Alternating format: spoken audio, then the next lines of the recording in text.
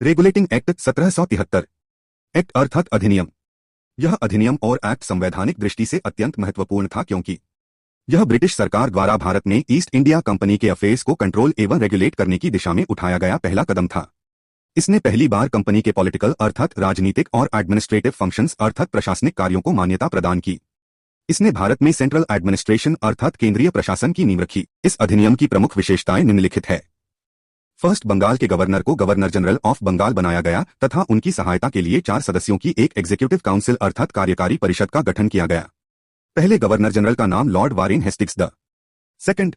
बॉम्बे और मद्रास प्रेसिडेंसियों के गवर्नरों को बंगाल के गवर्नर जनरल के अधीन कर दिया गया, जबकि पहले तीनों प्रेसिडेंसियां एक दूसरे से स्वतंत्र थीं।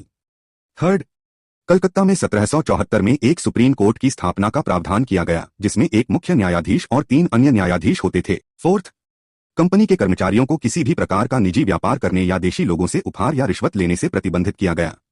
फिफ्थ, ब्रिटिश सरकार का कंपनी पर नियंत्रण मजबूत हुआ क्योंकि अब कंपनी के संचालक मंडल कोर्ट ऑफ डायरेक्टर्स को भारत में रेवेन्यू मतलब राजस्व, सिविल और सैन्य मिलिट्री मामलों पर रिपोर्ट देना अनिवार्य हो गया।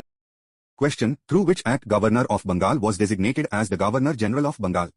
Option A, Indian council act 1861।